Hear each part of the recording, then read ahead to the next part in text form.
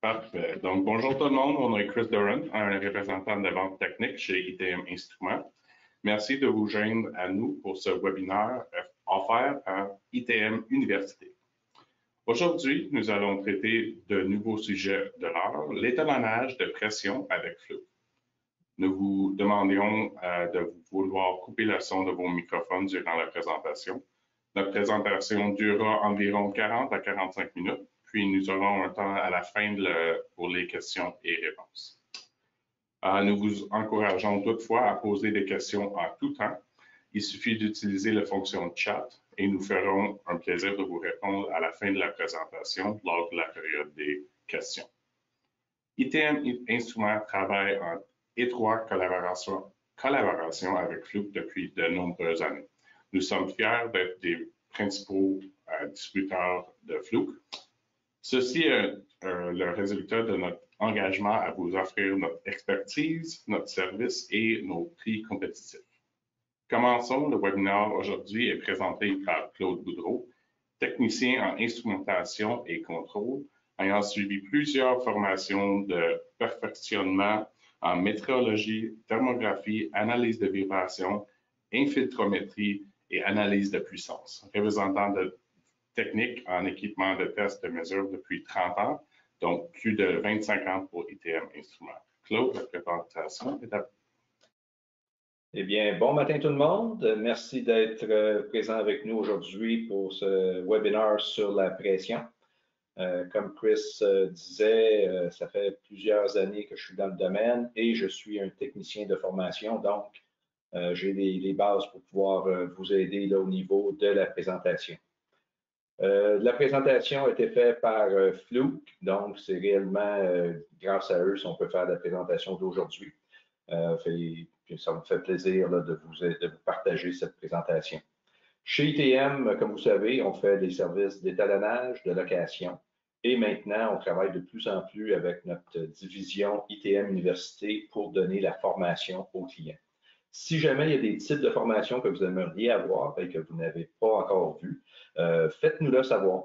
Nous, on garde une liste et puis on ajoute là, aux besoins les demandes. Fait que suivez notre site, vous allez voir beaucoup de nouvelles présentations au fur et à mesure. Fait qu'aujourd'hui, qu'est-ce qu'on va faire? C'est qu'on va regarder l'étalonnage de la pression. On va regarder des conseils pratiques pour éviter la pression. Donc, on ne veut pas que vous soyez trop pressurisés aujourd'hui. Donc, on va s'amuser avec la pression, mais d'une façon positive. Les sujets abordés, bien, on va regarder c'est quoi l'étalonnage de la pression. On va faire un aperçu, une revue. Des considérations pratiques lors de la sélection de l'équipement d'étalonnage. Les meilleures pratiques et conseils techniques. Puis, l'utilisation de la technologie pour améliorer le flux de travail. Ce qu'on veut faire, c'est également vous aider à maximiser vos efforts et obtenir de meilleurs résultats.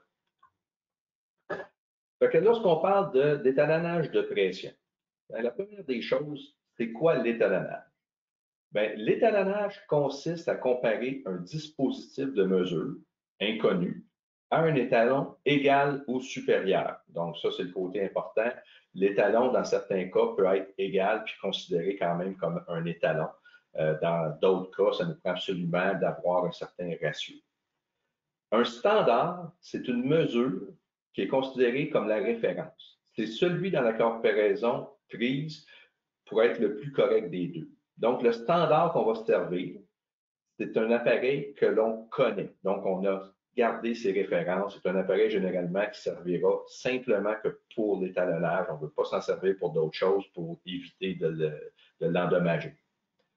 On étalonne pour savoir à quelle distance se trouve l'inconnu par rapport à la norme.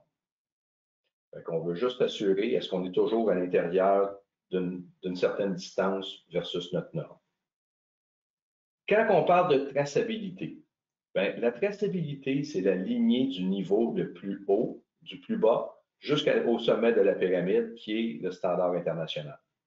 La traçabilité fournit une assurance documentée que la comparaison est effectuée avec l'équipement qui a une corrélation directe avec l'unité primaire. Donc, ce qu'on veut, c'est s'assurer que l'appareil qu'on a certifié, qu'on a vérifié, qu'on a étalonné en usine, que si on est en train de remonter la pyramide, on va être en mesure de se rendre jusqu'au standard international, donc l'unité de base.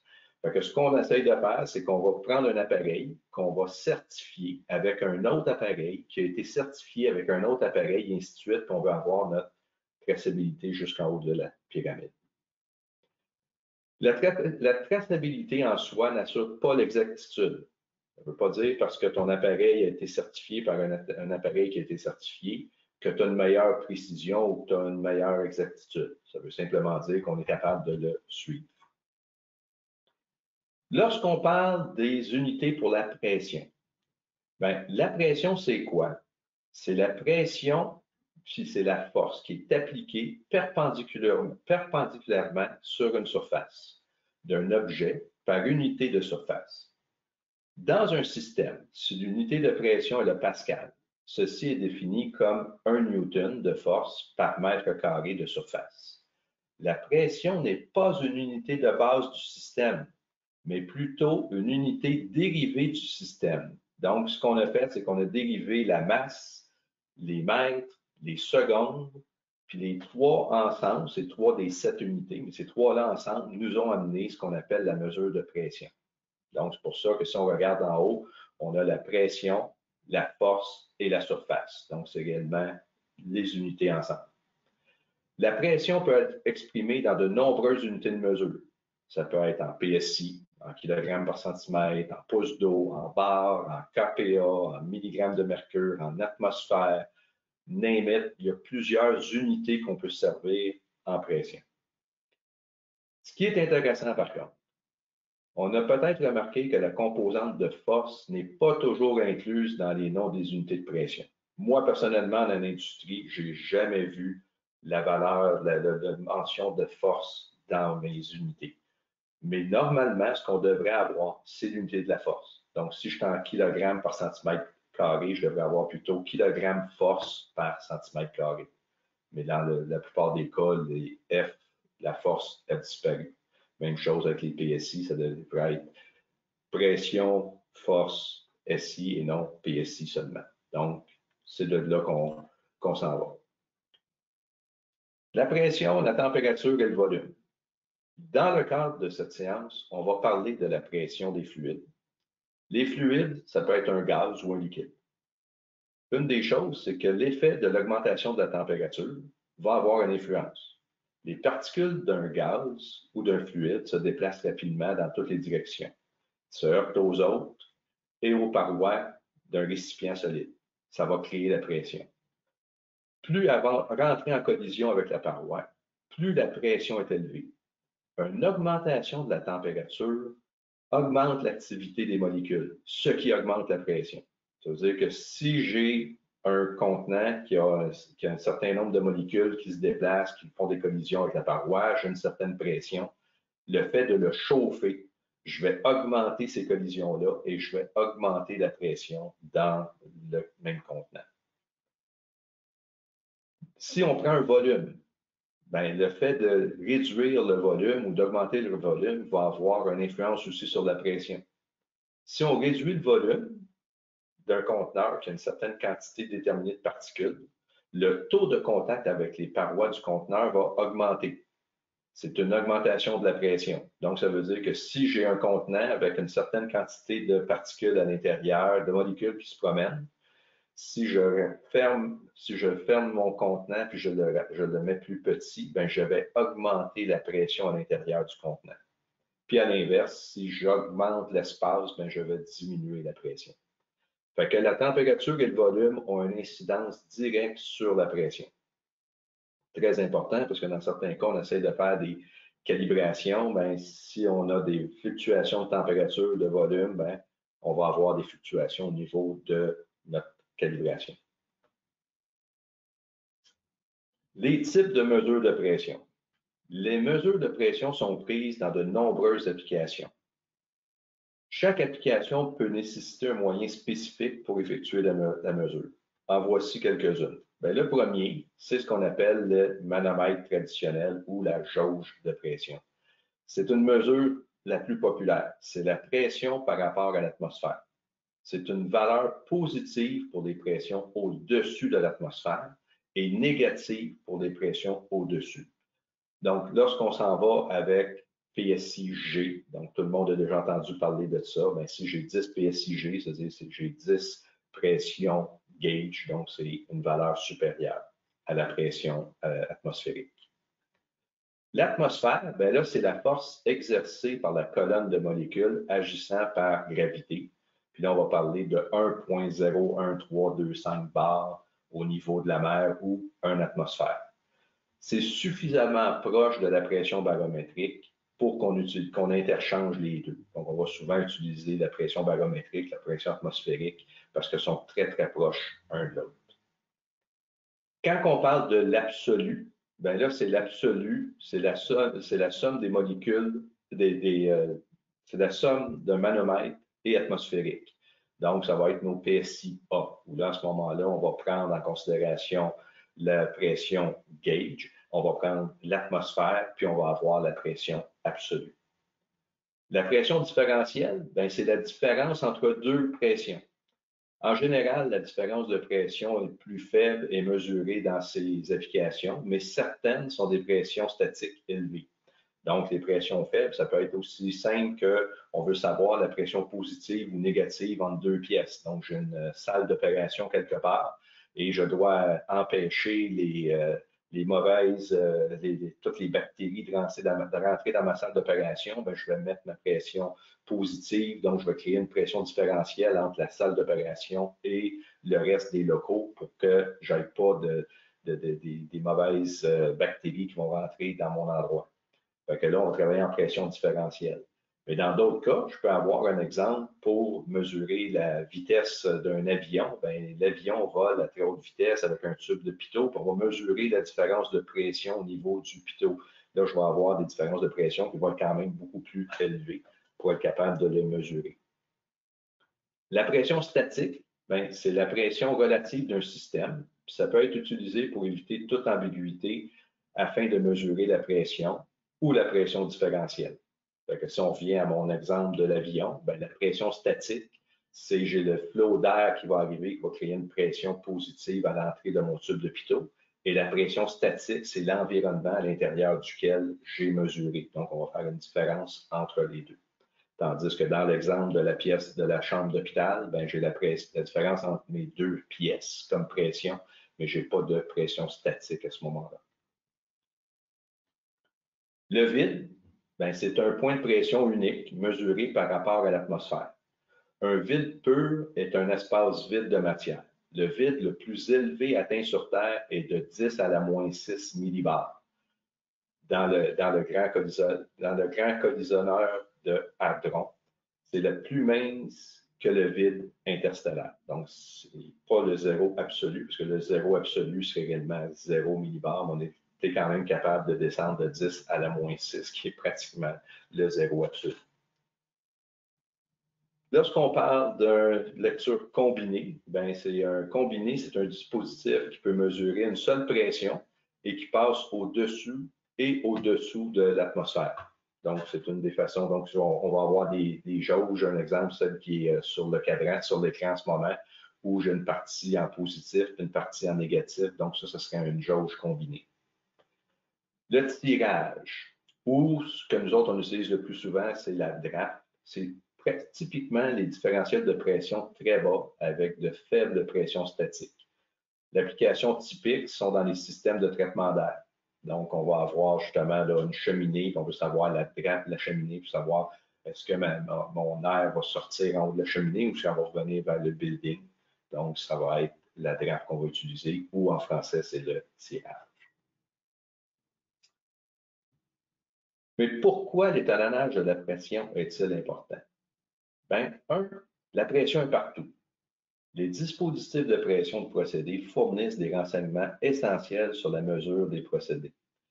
Pour les systèmes de contrôle de l'usine, ce sont souvent essentiels à l'optimisation du fonctionnement de l'usine ou au bon fonctionnement d'un système de sécurité. Les instruments de pression de procédés sont souvent installés dans des environnements difficiles d'exploitation. Donc, c'est assez compliqué de se rendre jusque-là. ce qui entraîne un changement de performance au fil du temps. Pour que ces appareils fonctionnent dans les limites prévues, il faut procéder à des vérifications, des entretiens, des étalonnages périodiques. Il n'existe pas d'outil de test de pression universel qui répondent aux exigences de tous les utilisateurs effectuant la maintenance des instruments de pression. Moi, une des choses que j'aime expliquer, c'est un peu comme le menuisier, le garagiste. Ils ont une panoplie d'équipements, d'instruments. On va juste prendre le menuisier. Bien, il va avoir une scie à onglet, il va avoir une scie ronde, il va avoir une scie passe-partout. Il y a plusieurs types de scies qui vont servir dépendant de l'application. Lorsqu'on arrive au niveau de la calibration de pression, il n'y a pas un appareil qui est capable de tout faire. C'est réellement important de prendre le temps de regarder c'est quoi les besoins qu'on a à l'interne. Dans certains cas, peut-être que certains équipements que c'est plus payant pour vous de l'envoyer à l'externe que d'acheter l'équipement pour le valider. Mais si on a fait une bonne étude de ce qu'on a, on va être en mesure de comprendre nos besoins et d'acheter ce qu'on a réellement besoin. Et non d'acheter un calibrateur, puis par la suite se rendre compte que ça ne rencontre pas nécessairement nos besoins à l'interne. Donc, considération pratique lors de la sélection de l'équipement d'étalonnage, puis les meilleures pratiques et conseils techniques. La première des choses, il faut choisir le bon média. Est-ce qu'on va travailler avec un gaz ou en pneumatique? Les calibrateurs à gaz ou pneumatique compressent l'atmosphère. Ça peut être une pompe manuelle, ça peut être une pompe à pied, ça peut être aussi une bonbonne d'air comprimé avec un régulateur. Donc, il y a plusieurs possibilités de systèmes de sources de calibration. Au niveau des gaz, on peut y aller avec de l'azote ou des gaz inertes similaires. Donc, on va essayer de trouver le meilleur. Est-ce que je prends de l'air ordinaire? Est-ce que je prends de l'azote? On va essayer de trouver le meilleur pour notre application. En général, ça va être utilisé pour des pressions inférieures à 600 livres, 600 PSI, mais ça peut être utilisé entre 600 et 3000.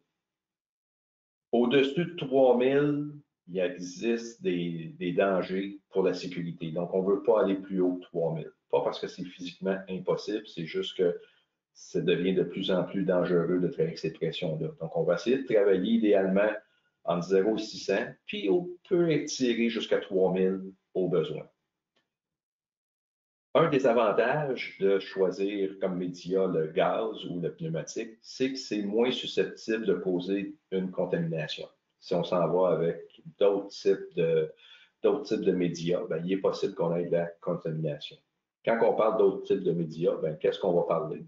Bien, on va parler des liquides. Ou là, dans ce cas-ci, ça peut être de l'huile, de l'eau, du liquide de la glace, des huiles hydrauliques. Donc, il y a plusieurs sources qu'on peut se servir pour notre média liquide pour nous aider à générer des pressions.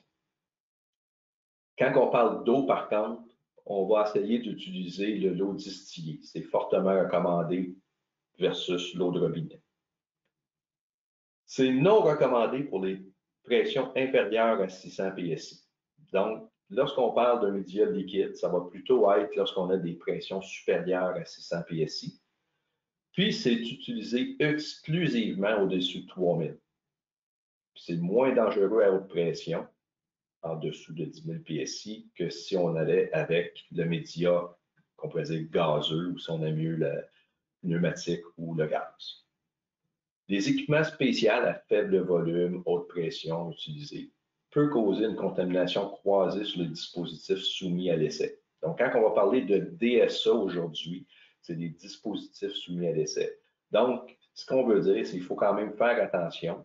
Il y a certains fluides qu'on pourrait servir normalement, mais qui pourraient avoir une contamination croisée. Donc, il y a certaines jauges qu'on ne pourra pas vérifier avec de l'eau, on ne pourra pas vérifier avec certaines huiles. Donc, assurez-vous de toujours utiliser le bon liquide. Mais à la base, on veut juste s'assurer d'avoir la bonne. Donc, rapidement, tout ce qui est pneumatique ou gazeux, idéalement inférieur à 600 livres et jusqu'à 3000 livres occasionnellement.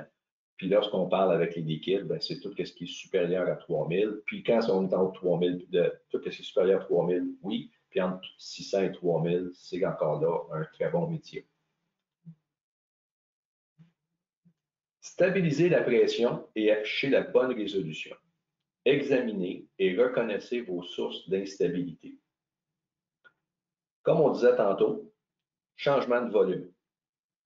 Pomper dans un volume indésirable ou relâcher trop lors du réglage. On peut avoir du gonflement physique graduel, de la tubuleuse sous pression. Donc, on peut avoir des changements au niveau du volume.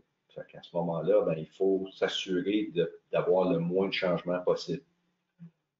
Le nombre de molécules, ben, si on a des fuites dans le système, ben, c'est sûr que c'est difficile. Surtout si on travaille de quoi à basse pression, essayer de calibrer à basse pression, puis tu as des fuites, ça devient très, très, très compliqué. Tu n'es pas capable de maintenir la pression. Puis, ça peut être aussi bête qu'on a peut-être mis trop de ruban.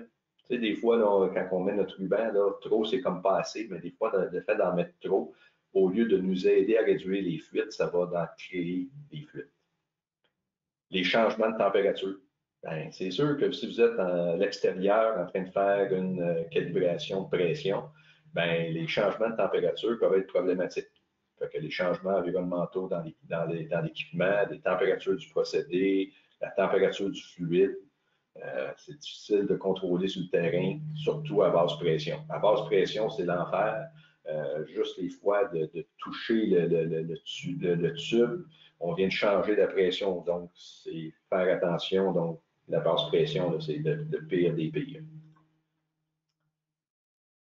Quelques conseils. Stabiliser la pression et afficher la bonne résolution.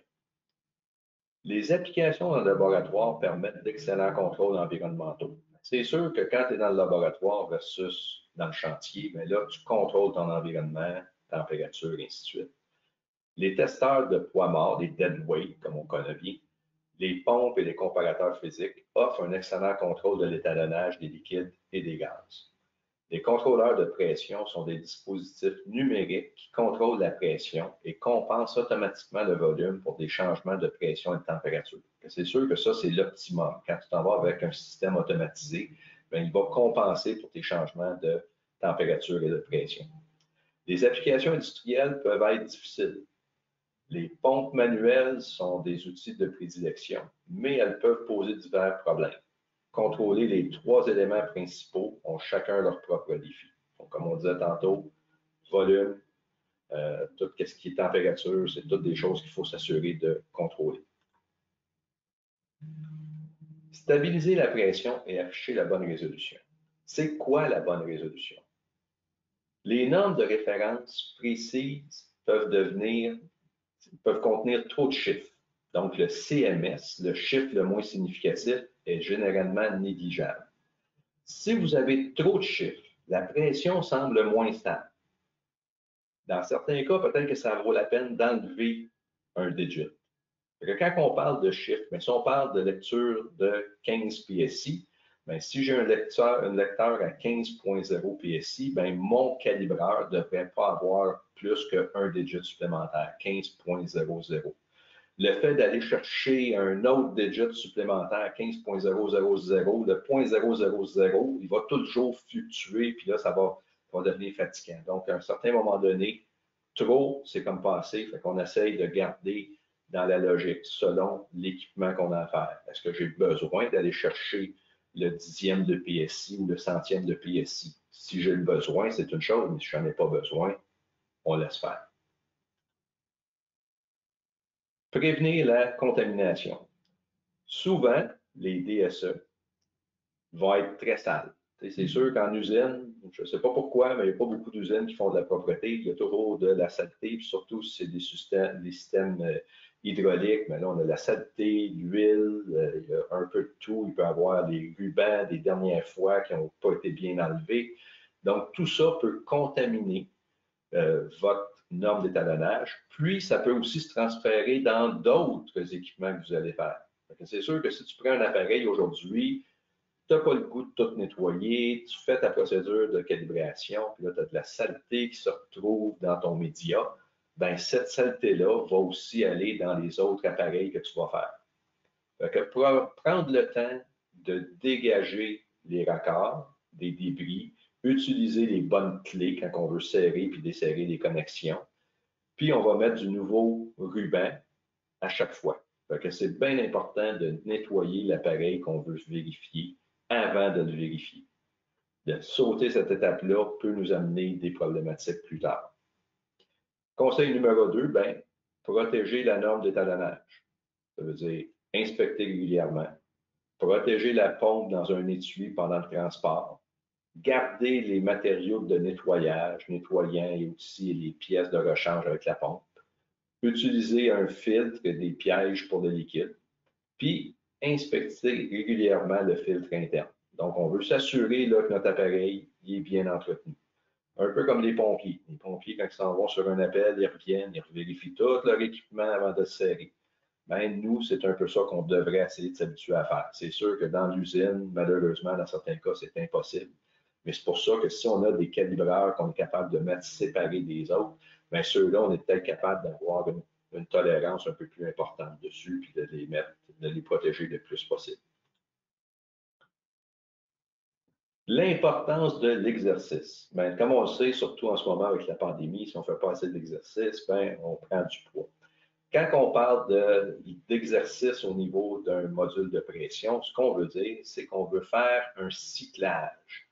Donc, entre le minimum et le maximum, plusieurs fois. Donc, ce qu'on veut faire, c'est qu'avant de faire notre calibration, on veut faire travailler notre appareil. Parce que souvent, ces appareils-là, ils ont des composantes mécaniques, et ainsi de suite. Fait que là, en générant la pression, augmenter, diminuer, bien là, on fait travailler notre appareil qui va aller chercher un petit peu la fluidité qu'il a besoin. Pourquoi qu'on fait ça? Bien, des éléments de détection de pression, des systèmes mécaniques et surtout numériques, se comportent différemment si leur pression a changé rapidement. Ils ont comme une mémoire mécanique. L'exercice permet au capteur de se déplacer librement hors de sa plage de mouvement. Il réagira alors mieux pendant le cycle d'étalonnage, ce qui améliore l'hystérésis. L'étalonnage final doit être représentatif de l'utilisation réelle de l'instrument. Alors, considérez les points cardinaux. Bien, ce qu'on veut dire par les points cardinaux, bien, c'est les valeurs qu'on va choisir pour notre étalonnage. Si tu as une jauge de pression de 0 à 100, mais que toi, tu travailles toujours entre 30 et 50, bien, de choisir des points aux alentours de 30 et 50 vont être beaucoup plus important que d'aller chercher ton 100. Donc, c'est important de choisir les bons points de test, les points cardinaux. On va aussi essayer de maximiser la résolution d'un comparateur encadrant. Est-ce que ça vous est déjà arrivé de générer une pression? Puis là, on arrive l'aiguille entre deux valeurs. On a généré 50 PSI, puis sur notre afficheur, ça arrive entre 45 puis 50, parce qu'on avait un afficheur avec un gros deadband, ou si j'en ai avec plus de résolution, entre 49 et 50, donc on n'est pas sûr exactement de la valeur. Fait qu'à ce moment-là, ce qu'on peut faire, c'est qu'au lieu de générer une pression directe avec notre calibreur, ce qu'on va faire, c'est qu'on va générer jusqu'à temps qu'on arrive sur un point précis de notre indicateur analogique. C'est-à-dire que dans ce cas-ci, j'augmenterai la pression pour me rendre jusqu'à la lecture de 50 sur mon analogue. Puis là, je vais regarder sur mon calibreur, c'est quoi la lecture. Ça peut être 50,5, mais mon calibreur, lui, en général, il y a une lecture digitale, donc il est beaucoup plus précis. Fait que je vais ajuster ma lecture à 50 sur mon gauge, puis je vais mesurer sur mon calibreur c'est quoi la résultante. Tenir compte de l'incertitude de la mesure électrique. Ça, c'est souvent quelque chose qu'on oublie. Mais lorsqu'on va étalonner un transmetteur de pression, il faut qu'on l'alimente. Généralement, c'est du 24 volts. On va appliquer la pression, on va mesurer, enregistrer la pression, puis on va mesurer aussi le 4 à 20. Mais est-ce que vous avez pensé que l'alimentation a une influence sur votre mesure? Souvent, les gens n'en ont aucune idée. Mais ça peut être quand même énorme. J'ai pris l'autre jour un exemple, il y avait un transmetteur de pression, sa précision est super bonne, 0,04 %. Mais l'incertitude électrique il fallait ajouter 0,005% pour chaque volt. Puis l'appareil était capable d'être entre 22 et 32 volts. Donc, je pouvais avoir un 10 volts d'écart. Puis là, je pouvais avoir une intolérance de 0,005. Mais si j'avais un 10 volts d'écart, ben là, j'avais 0,05. Donc, je suis rendu avec une erreur plus grande que l'erreur de mon transmetteur lui-même. Fait que pour éviter ça, une des choses qu'on peut faire, c'est de prendre un appareil qui va générer le 24 volts, mais qui va aussi aller mesurer le 4 à 20 mA. Donc, on va s'assurer que tout est sur la même base. Donc, on va tenir compte de l'énoncé de précision de la portion électrique du calibreur lors de la confirmation du rapport d'incertitude. Souvent, c'est négligeable, mais dans certains cas, ça ne l'est pas. Puis, on va rechercher un équipement d'étalonnage qui, à la fois, va être capable de sourcer et de mesurer dans le même appareil pour éliminer toute source d'erreur supplémentaire. On peut aussi se servir de systèmes automatisés pour la collecte des données. L'automatisation présente de nombreux avantages. Un, on va s'assurer que le même processus est suivi à chaque fois. On va éliminer les erreurs de transcription. Quelqu'un qui écrit un 1 qui a l'air d'un 7, puis que dans le rapport se retrouve avec un 7, donc au lieu d'être 10.1, ça devient 10.7. Ça va réduire le temps de manipulation. Puis ça va améliorer l'efficacité. Un certain niveau d'automatisation peut être réalisé, que ce soit l'étalonnage de 5 jauges analogiques ou des émetteurs. Si vous avez des questions là-dessus, on peut vous aider. Ça, c'est un exemple avec un calibrateur Fluke avec le logiciel DPC Track 2 qui, lui, va nous permettre d'emmagasiner les résultats et à ce moment-là, on évite les erreurs au niveau de la transcription. L'utilisation de la technologie pour améliorer le flux de travail. Les applications en pression, il y en a plusieurs. On peut avoir ce qu'on appelle les tests de présostat manuels. On peut les avoir documentés. On peut avoir de la vérification des indicateurs de procédés, analogiques ou numériques. On peut avoir l'étalonnage de transmetteurs de pression, l'étalonnage de transmetteurs de pression intelligents, l'étalonnage informatique de débit de transfert. Donc, quand on parle là, des débitmètres pour le gaz, et ainsi de suite, bon, bien, souvent, ça va être réellement un micro-ordinateur qui est là, qui va mesurer la pression statique, température, etc. On peut faire un étalonnage au vent avec un deadweight. On peut faire un étalonnage au vent avec un système avec un comparateur de pression. On peut sélectionner et utiliser des pompes manuelles, des manomètres pour les tests sur le terrain. Donc, puis on peut avoir ce qu'on appelle l'étalonnage automatisé de la pression. Donc, on va en regarder quelques-uns. Tous les autres, ben, on a des guides d'application, puis on va vous envoyer le lien là, lors de d'un courriel qui va suivre la présentation. Et vous aurez accès là, à toutes les procédures possibles. C'est des beaux petits guides là, que Fluke a mis en place qui vont pouvoir vous aider là, à optimiser vos étalonnages à l'interne. Fait que lorsqu'on veut faire un présostat, ou c'est mieux un pressure switch, ben, qu'est-ce qu'on va faire? Ben, on va déconnecter l'appareil du processus ou du procédé. On va raccorder le calibrateur ou le multimètre numérique au système commun et au système normalement ouvert pour avoir notre déclenchement. Donc, on va avoir une mesure de résistance.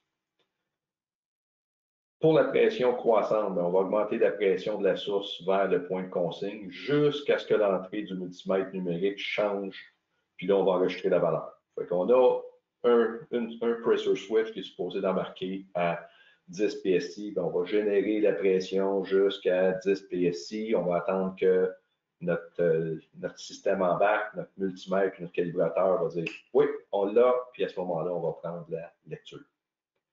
Par la suite, bien, pour voir le deadband, ce qu'on va faire, c'est qu'on va réduire lentement la pression jusqu'à temps que l'interrupteur redevienne en mode ouvert. Fait que là, on va être capable de calculer la zone morte.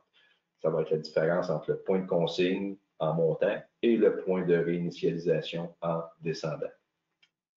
Les conseils techniques, bien, envisager de faire plusieurs cycles de tests pour confirmer la précision du point de consigne. Comme on disait tantôt, si c'est quelque chose qui n'a pas travaillé beaucoup, peut-être que Après deux, trois tests, il va être rendu avec une lecture qui va être beaucoup plus précise. Le contact nécessite une entrée de tension sur l'appareil de mesure. Assurez-vous que l'outil est correctement évalué pour la tension testée. Donc, c'est sûr que si tu as un interrupteur 110 volts, ben, tu ne mets pas ça dans un appareil qui mesure du 24 volts seulement. Puis, dans certains cas, ben, d'utiliser un calibrateur de processus de documentation, un 754 ou un 729 pour tester automatiquement les communicateurs, c'est beaucoup plus vite. Surtout avec le 729. Le 729, lui, c'est un appareil qui est capable qui a une pompe automatique à l'interne. Donc, tu vas lui dire la pression que tu veux obtenir, que tu es supposé embarquer. Tu vas passer sur Go, puis lui, il va générer la pression tranquillement jusqu'à temps qu'il arrive au point de consigne. Lorsque le communicateur va embarquer, il va enregistrer la valeur qu'il a atteinte. Il va diminuer la pression, il va enregistrer cette nouvelle valeur-là, puis il va calculer le point mort. Donc, avec le 729, tu n'as plus aucune manipulation manuelle à faire. Tout se fait automatiquement. L'étalonnage de transmetteurs de pression intelligent ART, ben, avec un transmetteur intelligent ART, ben là, ce qu'on veut faire, c'est vérifier les différentes communications, le 80 mA, et ainsi de suite. Donc, on va déconnecter l'appareil du processus, on va connecter la prise en milliampères du calibrateur, on va brancher un module de pression sur le 754, on va lire la configuration on va peser sur le bouton ART pour aller lire la configuration de l'émetteur, on va appuyer à nouveau sur ART et l'étalonnage automatique sélectionner la bonne mesure et la condition de la source, tolérance du test. On va appuyer sur Asfound, puis là, l'appareil va aller faire les différents tests. On va faire nos ajustements. On va peser sur ASLET, puis on va voir les résultats. Donc, si j'aurais une jauge de 0 à 10 PSI, une fois que je suis entré en communication avec, j'ai lu que c'est un 0,10, je vais déterminer le nombre de points que je veux avoir. Ça peut être 5 points. Puis là, je vais générer soit manuellement avec une pompe si j'ai un 754, ou si j'ai un 729, il va le faire automatiquement, mais je vais être capable de mesurer. Bien important, débloquer les connexions de pression dans l'atelier avant d'être sur le terrain. Toujours plus facile dans l'atelier, tu as tous tes outils, tandis que sur le terrain, bien, des fois, tu vas prendre la mauvaise clé qui n'est pas l'idéal. Les transmetteurs de pression ont quelques retards, prévoyez du temps. C'est sûr qu'il y a un mouvement mécanique dans un transmetteur de pression. Si tu essaies d'aller trop rapidement, c'est possible que tu acceptes un point de mesure, mais la pression n'est pas encore tout à fait rendue. Donc, laisse le temps à ton système de s'adapter puis de se stabiliser avant d'accepter un point d'étalonnage puis de passer au point suivant. Lorsqu'on parle des systèmes de transfert de propriété, donc les débitmètres qu'on parlait, les micro-ordinateurs, la question, les opérations de transfert de propriété dans le secteur du pétrole, du gaz nécessitent certaines mesures puis les plus précises de toute l'industrie. Dans le cadre de transfert de propriété, les techniciens étalonnent régulièrement tous les transmetteurs de pression et de température impliqués dans le flux de pétrole et de gaz, ainsi que la pression dans les pipelines et l'équipement connexe à eux-mêmes. C'est également une des applications les plus complexes. Avec ça, qu'est-ce qu'on va faire? On va commencer par isoler l'ordinateur du débit du pipeline. C'est normal d'installer un collecteur à 5 balles. Il est normalement installé avec un collecteur à 5 balles. Si c'est le cas, on va fermer les vannes du côté du pipeline pour s'assurer d'isoler notre collecteur. On va suivre, encore là, assurez-vous de suivre les procédures et les politiques de sécurité locale. Donc, ça, c'est des termes généraux qu'on utilise ici. Mais si localement, vous avez une autre procédure, suivez votre procédure. C'est vous autres qui connaissez le mieux vos équipements. On va régler le capteur P1 du 721 pour mesurer en pouces d'eau, puis le capteur P2 pour mesurer en PSI. Le 721, ça, c'est un appareil qui est intéressant parce que je peux avoir à l'intérieur deux modules de pression. Donc, je peux en avoir un dans ce cas-ci pour les basses pressions en pouces d'eau, puis je peux en avoir un pour les pressions plus élevées en PSI. Fait qu'à ce moment-là, je vais être en mesure de choisir le bon collecteur, ou dans certains cas, les deux en même temps pour prendre mes mesures. Et le capteur de température 700 RTD. Donc, en plus, je suis même en mesure d'aller chercher la température pour la compensation de température. Chaque fabricant d'ordinateurs de flux et de procédés d'essai a des procédures d'essai spécifiques à suivre. Ce guide est un exemple général qui peut être trouvé en usage par beaucoup, toujours utiliser les méthodes du fabricant. Le Flux 721 avec le 720 RTD fournit une mesure de basse pression, haute pression et de température précise dans un appareil portable. Fait que lorsqu'on arrive à l'étalonnage de la pression différentielle, bien là, on va effectuer en utilisant la pression atmosphérique comme référence latérale de base. On va ventiler la connexion base de l'ordinateur de débit ou du transmetteur de pression. Et on va raccorder la connexion haute pression à l'ordinateur de débit ou du transmetteur à l'orifice de pression du 721, donc sur P1 du 721. On va connecter le PC à l'ordinateur de débit, le PC demandera à l'utilisateur d'appliquer une ou plusieurs pressions de test. Un exemple, 0, 100, 200 pouces d'eau. On va régler la pression à l'aide de pompes manuelles et de commandes de vernis. Puis après ça, on va passer à l'étape suivante, la pression statique. Donc, pour vérifier la basse pression, ça va être notre procédure à suivre. Lors de l'étalonnage de basse pression, ça peut être facilement influencé par la température de l'environnement. Donc, si on a une journée qui est très ensoleillée, peut-être essayer d'avoir là, un tubing transparent qui va moins avoir tendance à absorber la chaleur. On va peut-être aussi prendre des systèmes d'ombrage pour couper le soleil et ainsi de suite pour pas que la chaleur du soleil vienne influencer notre mesure. Envisager une pompe de basse pression dédiée à ces applications. Beaucoup ont de grands réglages de vernis et des capacités de pression maximales inférieures qui les rendent idéales. Donc, quand on parle de basse pression, bien, c'est sûr et certain que si tu as une pompe à pression qui est faite pour du 600 livres, puis que tu essaies de gérer des basses pressions, ta chambre n'est pas adéquate. Chaque fois que tu vas peser un petit peu sur la pompe, la quantité de changement va être tellement grand que tu ne seras pas capable d'y arriver. Fait qu'il faut réellement prendre le temps de choisir la bonne pompe pour être capable de le faire.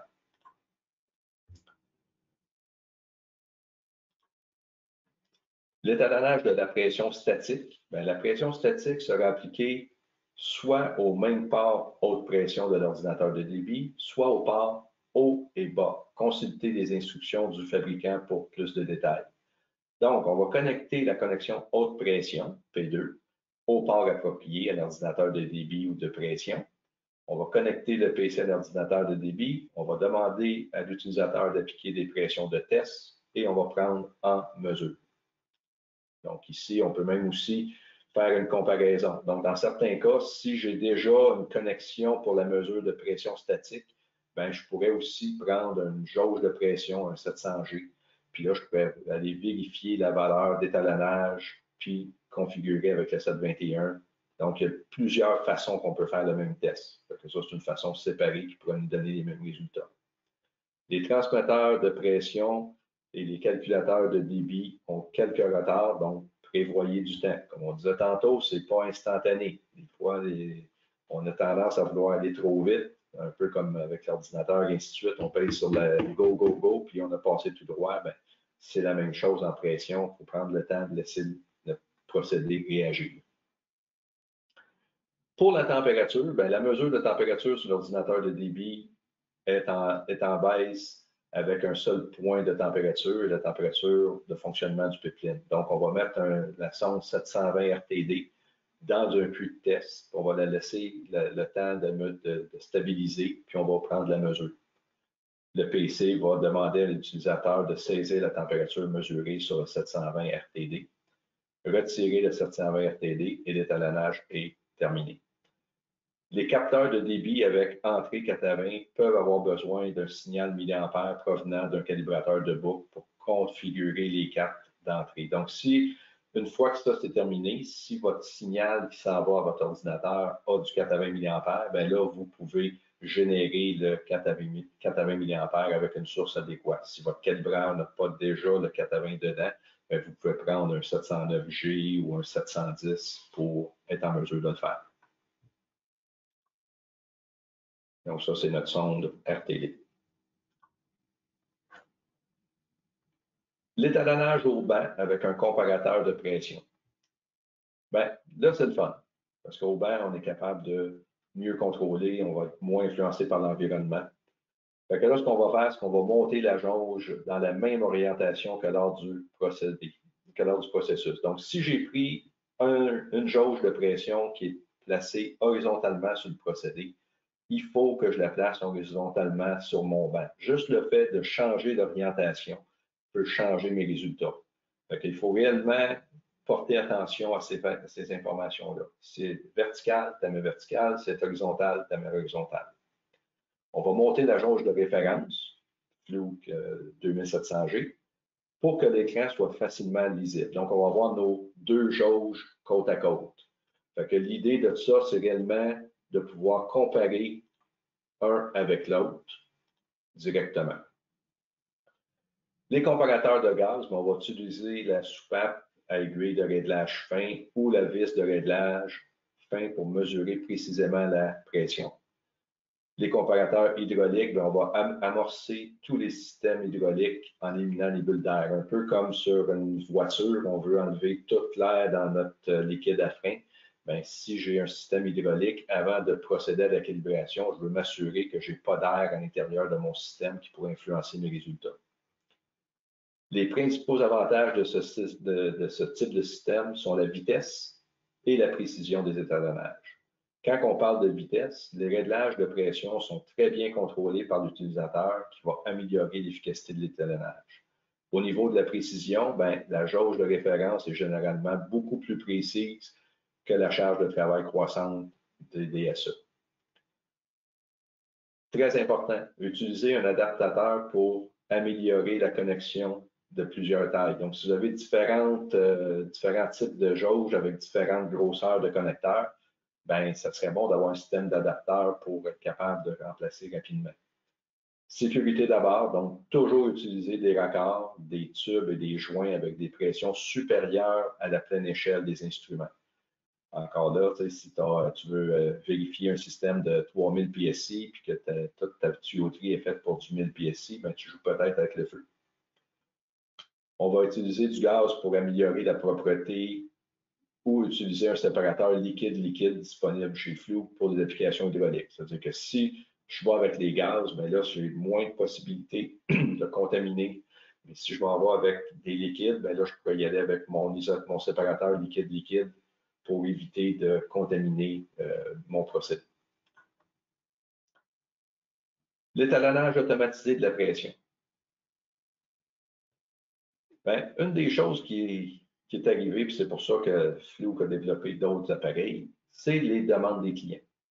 Une des premières questions que les gens avaient, c'était arrêter les fuites de pression. C'est bien dur d'être capable de faire une comparaison quand on a des fuites.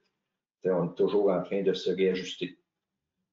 Consigner des étalonnages de pression lorsque vous avez les mains pleines. C'est sûr et certain que si tu as le calibreur d'une main, tu as la pompe de l'autre, tu n'as plus de place pour prendre des résultats. Ça serait le fun si tout pouvait être enregistré. C'est difficile de générer des pressions précises et stables tout au long du cycle d'étalonnage. La mise en place et la stabilisation d'un étalonnage de 11 points, 5 vers le haut, 5 vers le bas. Ça prend du temps et ça exige d'importantes compétences techniques. Tester les pressure switch qu'on parlait tantôt, ben c'est pas évident d'avoir la bonne répétabilité. C'est pourquoi Fluke a sorti le 729. C'est un appareil avec une autonomie de 18 heures. Ça fonctionne sans avoir à le tenir. C'est une pompe automatique qui va être capable de faire jusqu'à 300 PSI. On est capable de mesurer le 4 à 20 en même temps. On peut faire la compensation pour des fuites. Donc, quand on voit qu'il y a une fuite, la pompe va continuellement se réajuster pour maintenir la pression. Puis, on est capable, un peu comme on a vu tantôt avec le 754, d'enregistrer des résultats d'étalonnage. Donc, à ce moment-là, tout peut se faire automatiser. Puis, si on a des besoins de pression supérieure ou inférieure, bien, on peut aussi mettre les modules de pression Fluke, les 750. Puis, on a la communication ART, tout est intégré. Fait que ça devient des tests plus rapides, plus précis, documentés. Fait que si vous avez des problèmes au niveau de la stabilité, des fuites, et ainsi de suite, c'est un appareil à considérer. Maximiser vos efforts et obtenir de meilleurs résultats. L'étalonnage de la pression est précieux pour vos opérations. La sécurité, la productivité et la qualité dépendent fortement des étalonnages de précision corrects. comprendre votre système de travail sous pression et appliquer le bon engrenage, pneumatique ou hydraulique pour l'application. Comprendre la source potentielle d'instabilité de votre source de pression et trouver les moyens de l'atténuer.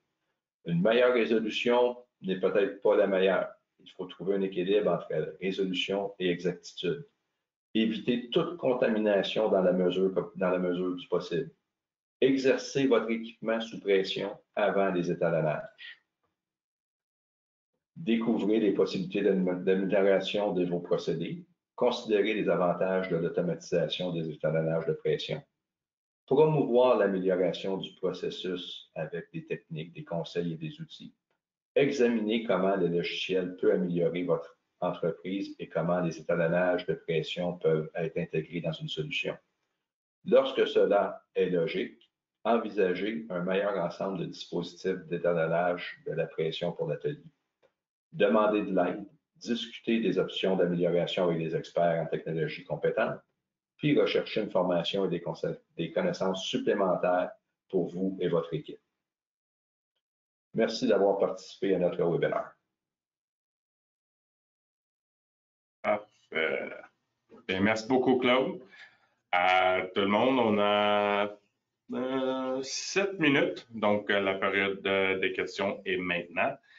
Il est temps de vous profiter d'avoir un expert comme Claude avec nous aujourd'hui. Donc, s'il vous plaît, utilisez la fonction chat, puis nous envoyez toutes vos questions. Comme j'ai dit, on a à peu près 6 ou 7 minutes de vous répondre à tous. Note juste vite. Si nous n'avons pas la possibilité à vous répondre à vos questions aujourd'hui et à être connecté au webinaire aujourd'hui, s'il vous plaît, nous visitez notre site web itm.com/fr pour la version française. Vous pouvez trouver tous nos prix de calibration de Fluke, les prix et disponibilités, des fichiers techniques et nos coordonnées, courriel, chat, puis numéro de téléphone pour nous connecter. Donc, pour les questions, en premier, quel est l'intervalle de calibration recommandé? Ça, c'est une très, très bonne question. On a ça assez régulièrement comme question. Oui, les manufacturiers ont des intervalles dans leur manuel. Mais ça, ce n'est pas nécessairement l'intervalle que vous devez utiliser. Dans certains cas, peut-être que votre industrie a déjà un standard. C'est quelque chose à envisager. Si votre appareil a été endommagé, donc, je ne sais pas moi, le lift a accroché un de vos transmetteurs, peut-être qu'il n'est pas à l'intérieur, son intervalle est supposé être dans 6 mois, mais s'il a été accroché, peut-être qu'il a été endommagé, donc ça vaudrait peut-être la peine d'aller le faire plus rapidement. Si vous avez aussi un choc thermique, vous avez un appareil qui normalement n'est pas supposé d'avoir des hautes températures, puis vous avez un problème dans l'usine, les températures ont été beaucoup plus hautes que normales, peut-être que l'appareil a été endommagé. Donc, les intervalles, c'est réellement, c'est vous qui devez le déterminer, puis ça va dépendre de ce que c'est un appareil qui est bien critique ou non. Il y a peut-être des appareils que vous n'avez même pas besoin de faire certifier.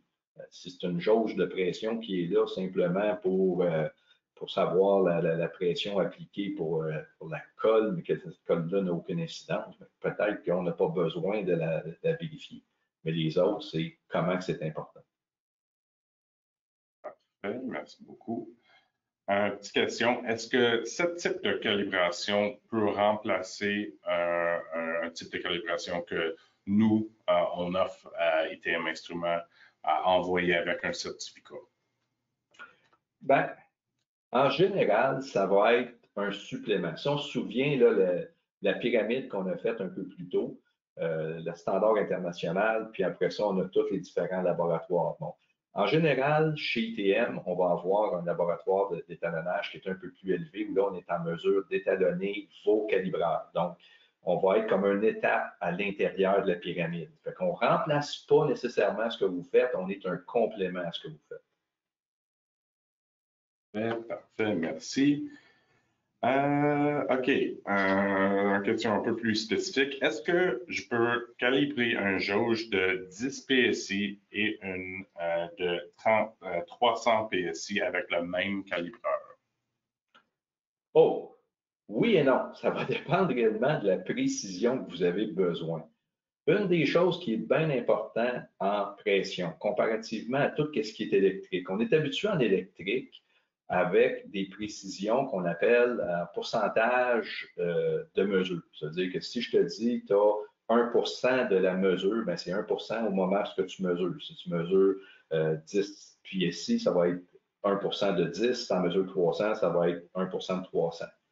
En pression, c'est pas ça. En pression, on parle toujours de pourcentage de pleine échelle ou de pourcentage de la valeur maximum. Donc, on va avoir une précision différente. Si on prendrait un exemple rapide, on parlait tantôt d'une jauge de 300 PSI. Bon, ben 300 PSI, on va dire que notre appareil a une précision de 1%, qui n'est pas vrai, mais on va dire que c'est 1%. Mais j'ai une précision de plus ou moins 3 PSI. Mais si j'essaye d'amener ce 3 PSI-là sur mon échelle de 10, ça ne marche pas, là. Parce que 3 sur 10, c'est beaucoup plus. Fait que c'est pour ça que c'est important de connaître. Fait qu'en général, on va avoir besoin de différents étalons pour être capable de faire une usine complète. On va en avoir besoin d'un à très basse pression, on va en avoir besoin d'un à intermédiaire, un petit peu plus haut, et ainsi de suite. Donc, on va avoir plusieurs outils différents pour arriver à le faire. En espérant que c'est bien la question. Et un petit rappel, on a 1 à 2 minutes pour vous répondre à vos questions. Donc, s'il vous plaît, utilisez la fonction chat. Puis, comme j'ai dit tantôt, si nous n'avons pas la possibilité à vous répondre à vos questions maintenant, vous pouvez nous contacter sur notre site web. Toutes nos coordonnées seraient là. Donc, je vais laisser juste 30 secondes de savoir s'il y a quelque chose dernière minute.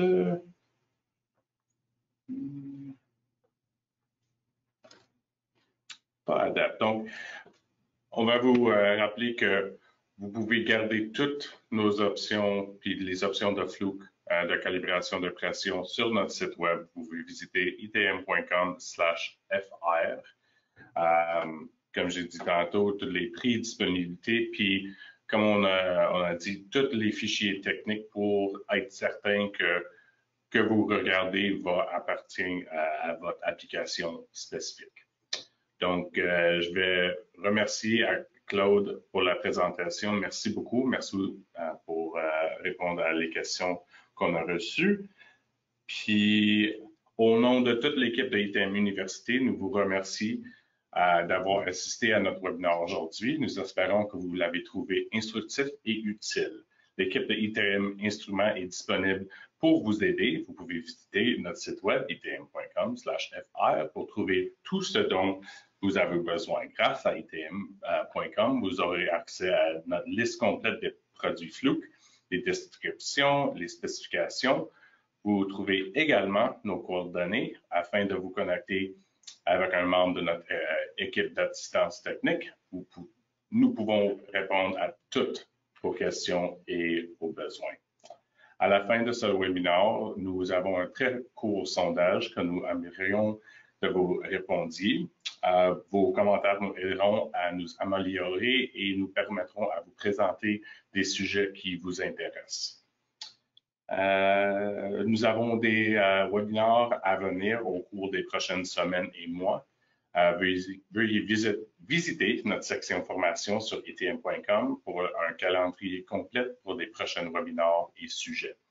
N'oublions pas que pour vous remercier d'avoir participé aujourd'hui, votre nom serait inscrit au tirage pour gagner 100$ pour votre prochaine commande en ligne. Le gagnant sera annoncé sur nos médias sociaux. Assurez-vous de les vérifier.